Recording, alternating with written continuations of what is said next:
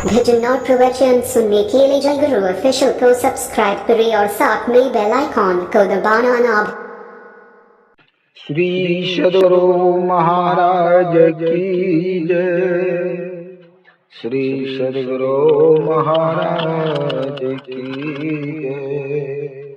श्री सद्गुरु महाराज की जय। महर्षि में सत्संग सुधा सागर भाठा से सिरा चलो। प्यारे प्रिय दर्शनों, मैं ईश्वर भक्ति के विषय पर कहता चला आ रहा हूँ। अभी जो कुछ और कहना चाहिए समयानुकूल वही कहूँगा। ईश्वर भक्ति करने के लिए पहले ईश्वर की स्थिति का ज्ञान, उसके स्वरूप का ज्ञान प्राप्त करना चाहिए। फिर किस साधन से उसकी प्राप्ति होती है जानना चाहिए। यह प्राप्ति शरीर युक्त आत्मा को व केवल चेतन आत्मा को होती है।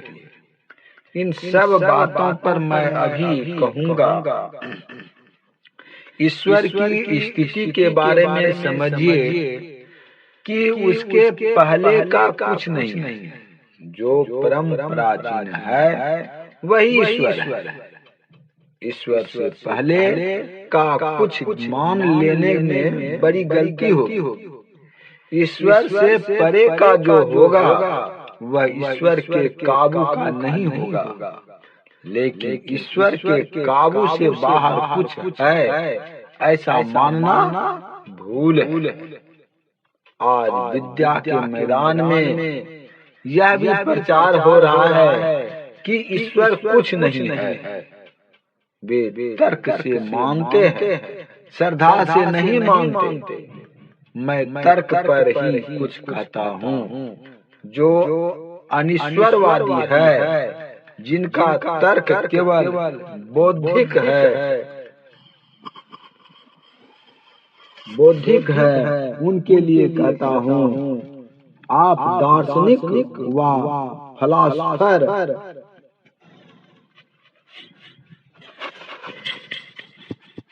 व वैज्ञानिक कुछ हो, यह बताओ कि सबसे पहले का कुछ मानते हो व नहीं। सबसे पहले का कुछ होना आवश्यक है। सबसे पहले के जिस कुछ को मानना चाहिए वही ईश्वर है। सबसे पहले का जो होगा उसके अतिरिक्त कुछ अवकाश छूटे ऐसा नहीं होगा। जो सबसे पहले का होगा वह किसी अवकाश में किसी आधार पर नहीं रहेगा। जहाँ वह नहीं हो ऐसा स्थान नहीं होगा। अर्थात वह आदि अंत रहित अनंत अखंड होगा।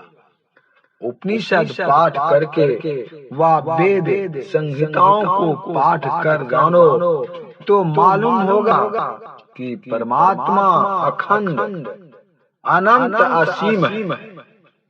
इसके अतिरिक्त किसी और परम प्राचीन का होना असंभव है।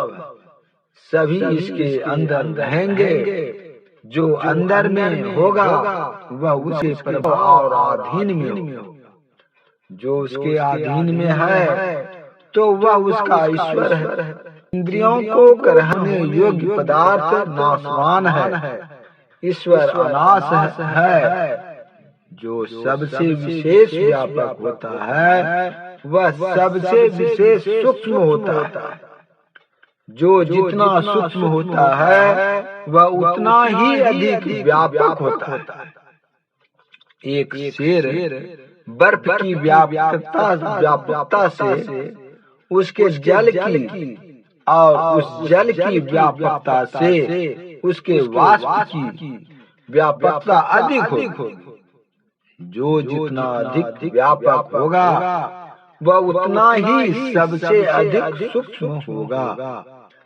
स्थूल यंत्र से सूक्ष्म पदार्थ का ग्रहण होना नहीं होता। परमात्मा सबसे विशेष सूक्ष्म है, उसको इंद्रियों, बुद्धि और मन से नहीं पा सकते, क्योंकि ये बहुत पीछे बने। परमात्मा के समक्ष ये अत्यंत स्थूल है। परमात्मा स्वरूप के लिए संतों के ये वचन है। स्वरूप अखंडित व्यापी चैतन्य चैतन्य, ऊंचे नीचे आगे पीछे दाहिने बाएं अनन्य, बड़ा ते बड़ा छोटते छोटा, मीते सब लेखा, सबके मध्य निरंतर साई, दृष्टि दृष्टि सो देखा। चाम चश्म सो नजरि नो आवे, खोजु रूह के नैना, अचुन चगुन बजुद नो मानो, ते शुभा नमुनायना। जैसे ऐना सब दर्शावे, जो कछुए से बनावे, अजो अनुमान करे साहब को, क्यों साहब दर्शावे।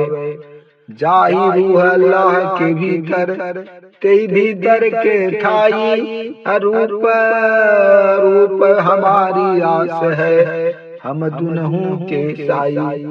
जो कौ रूह आपनी देखा, सो साहब को पेखा, कहे कबीर स्वरूप हमारा साहब को दिल देखा।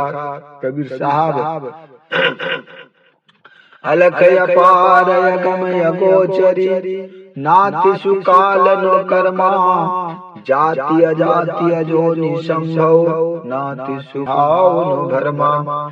साचे सचियार बिटहु कुर्बानो, नाति स्वरूप बरन नहीं रेखिया, साचे शब्द निशानो। नाति सुमात पिता सुत बंधप, नाति सुकामन नारी, अकुल निरंजन अपरम परो, संगली ज्योति तुम्हारी। घट घट अंतरी ब्रह्म लुकाया, घट घट ज्योति सवाई, अब बजर कपाट मुक्ते गुरमति, निर्भय तारी लाई। जंत उपाई कालो श्री जनता, बस गति जुगति सुबाई। असत्य गुरु से भी पदार्थ पावही, छूटहि सब दुख कमाई। सूचे भाड़े सातु समावे, बिरले सुचाचारी। अतंते कौ परम तंतु मिलाइया, नानक सुर सरनी तुम्हारी। गुरु नानक साहब राम स्वरूप तुम्हारा, बचन अगोच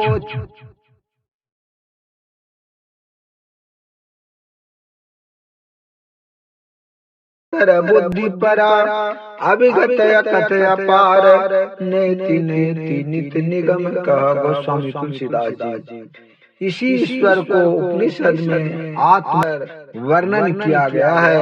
उपनिषद में ऐसा भी लिखा है, वायुर्यथे को भुवनम प्रविष्टो, रूपम रूपम रूपो बभुव।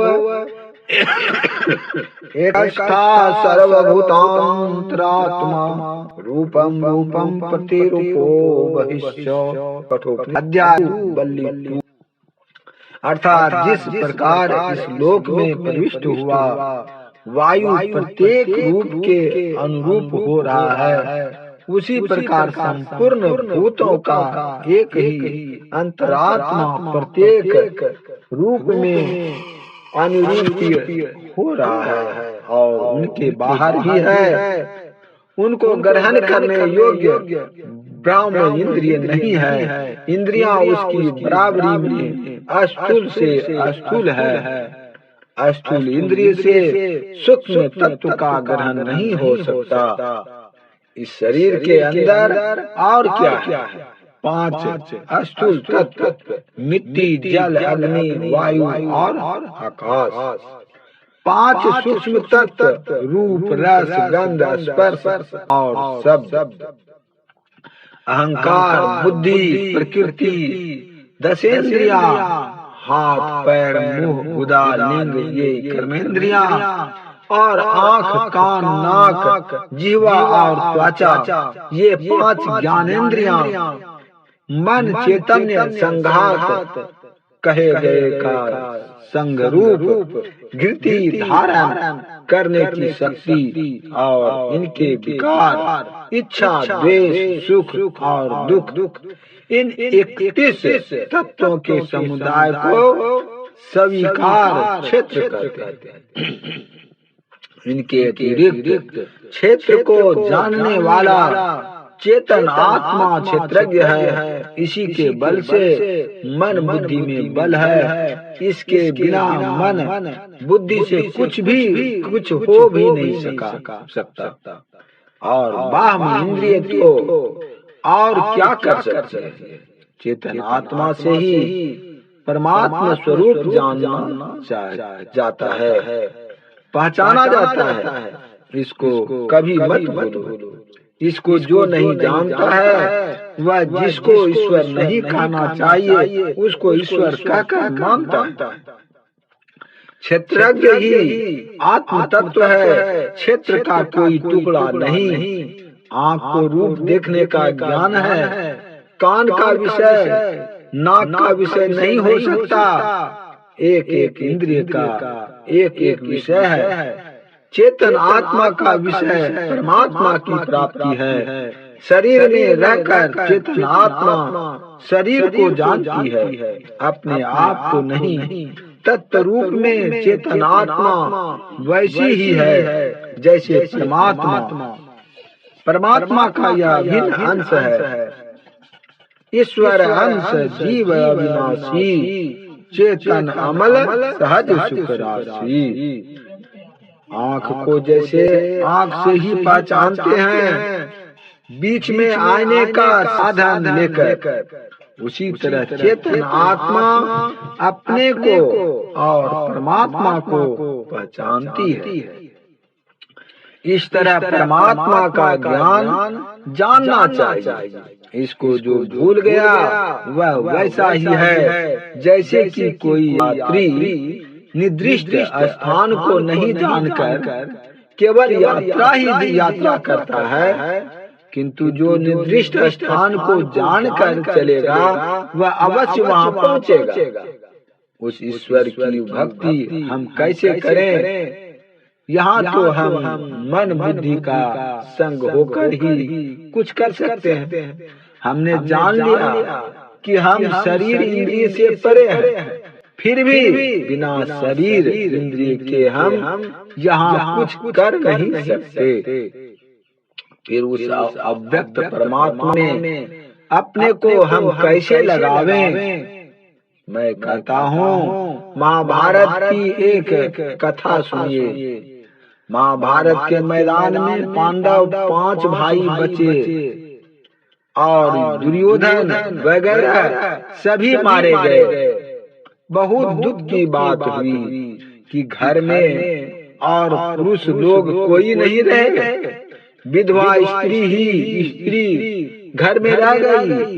युधिष्ठिर बहुत दुखी हुए और वे कहने लगे कि इस तरह के राजभोग से जंगल में जाना ही अच्छा है। विधवाओं के करुण कुर्दन को सुनने की अपेक्षा जंगल के जंतुओं की आवाज सुनना ही अच्छा है। इस तरह युधिष्ठिर को बहुत दुखी देखकर व्यास देव जी ने उनको बहुत समझाया और उनको यज्ञ करने कहा। युधिष्ठिर बोले, मेरे पास धन कहाँ है जो मैं यज्ञ करूं? अधीनस्थ राजाओं के धन भी इसी युद्ध में समाप्त हो गए। व्यास देव जी ने कहा, मैं तुमको बताता हूँ। राजा मरुत ने यज्ञ किया था और ब्राह्मणों को दान दिया था। वह धन इतना अधिक था कि वे लोग सब ले जा न सके। वह धन हिमालय की अमुक जगह में गड़ा है, वहाँ जाने का रास्ता है, उस रास्ते से जाओ तो वहाँ धन मिलेगा और तुम उसे ले आकर यज्ञ करो। पांचों भाई पांडवों ने व्यास देव जी से के वचन में विश्वास किया। व्यास देव जी के बताए अनुष्ठान से अव्यक्त धन में मन लगाकर कर्म किया और व्यास देव जी के बताए मार्ग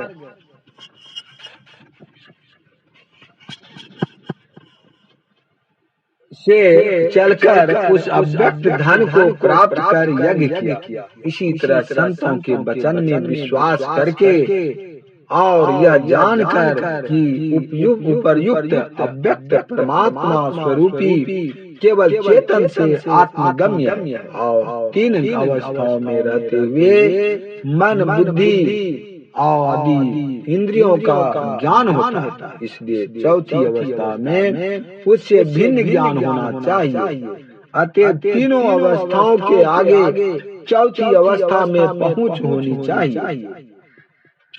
तीन अवस्था तजहु भजहु भगवंत, मन क्रम वचन अगोचर, व्यापक व्याप्य अनंत। गोस्वामी तुलसीदास जी चौथी अवस्था में जाकर संसार और शरीर का ख्याल नहीं रहता है। बहिर्मुख से अंतर्मुख होने का यत्न गुरु से जो जानता है और करता है तो केंद्र में केंद्रित होता है, उसको ज्योति मिलती है और ज्योति मिलने पर फिर नाद की अनुभूति होती है। नो नाद दृश्यो लय, शिव संहिता। मन में बहुत तरंग है, सभी तरंग नाद में समाप्त होते हैं। नाद बिंदु उपनिषद में लिखा है,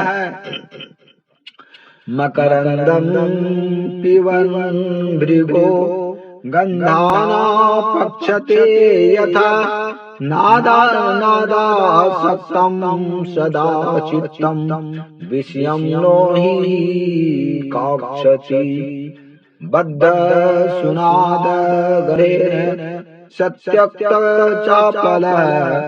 अर्थात जिस प्रकार मधुमक्खी मधु को पीती हुई उसकी सुगंध की चिंता नहीं करती है, उसी प्रकार चित्त को जो नाद में सर्वदा लीन रहता है विषय चाहना नहीं करता है, क्योंकि वह नाद की मिठास में वशीभूत है तथा अपनी चंचल प्रकृति को त्याग चुका है। नाद ग्रहण तस्य तम तरंग भुजंगम, विरमृत्य विश्व में काग्र कुत्र छिन्न ही धावती। नाद रूप चित्त नाद का अभ्यास करते करते पूर्ण रूप से उसमें लीन हो जाता है और सभी विषयों को भूलकर नाद में अपने को एकाग्र करता है।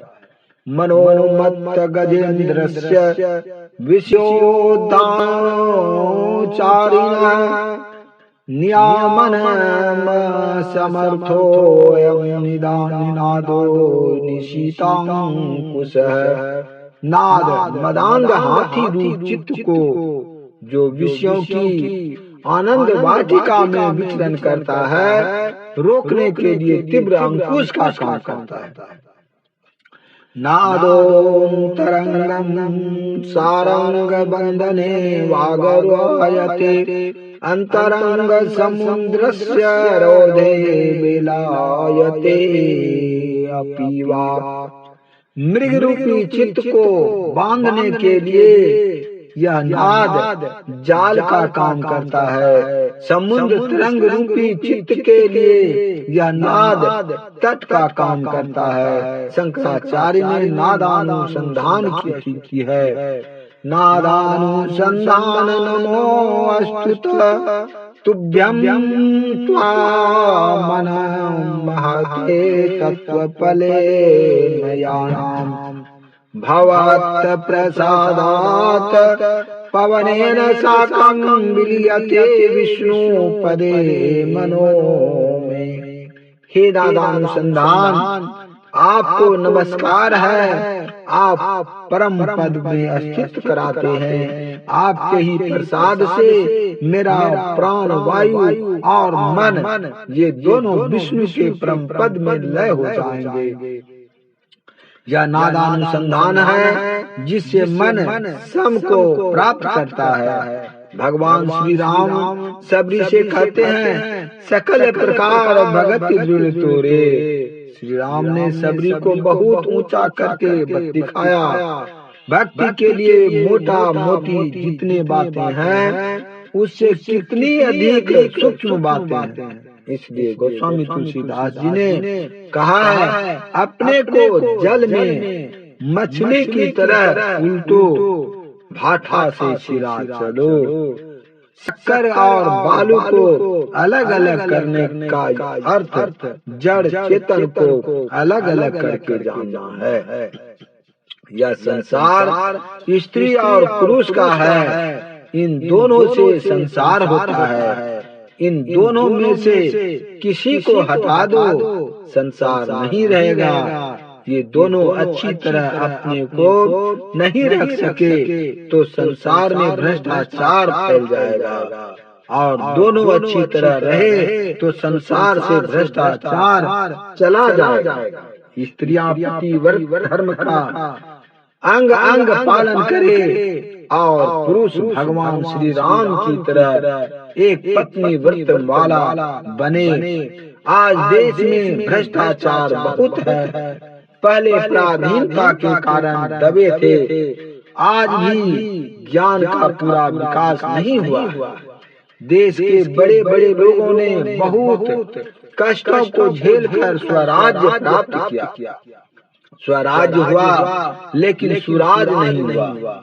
सुराज में चोरी, डकैती, व्यभिचार, घूस आदि का लेना देना नहीं होता। आज देश में देखो कितना अत्याचार फैला हुआ है। इसको रोकने के लिए सरकार का कितना खर्च होता है। स्त्री पुरुष दोनों अपने को संयम में रखो तो सभी ठीक होंगे। यह कानून के डंडे से ठीक नहीं हो सकता। कानून का डंडा टूट जाएगा, ठीक नहीं हो सकता। जहाँ ईश्वर की भक्ति है वहाँ बौद्धिक बल मजबूत होता है। ईश्वर भजन कीजिए, सदाचार का पालन कीजिए, अपने अंदर चलो। चाहिए अच्छी अच्छी चीजों को लेना और गौण वस्तुओं को छोड़ते जाना। गुरु नानक ने कहा, भक्ता की चाल निराली, और कबीर साहब ने कहा, भक्ति सतो गुर आनी। संत लोग केवल कह गए, ऐसी बात नहीं, वे स्वयं कर गए और कह भी गए। थोड़ा भी करो तो बुनियाद होगा, इसलिए करो, अवश्य करो। श्री सद्गुरु महाराज की जय। यह प्रवचन उत्तर प्रदेश के इलाहाबाद के सिविल लाइन स्थित सत्संग भवन के प्रांगण में दिनांक 1/10/1963 ईस्वी को रात्रिकालीन सत्संग में हुआ था।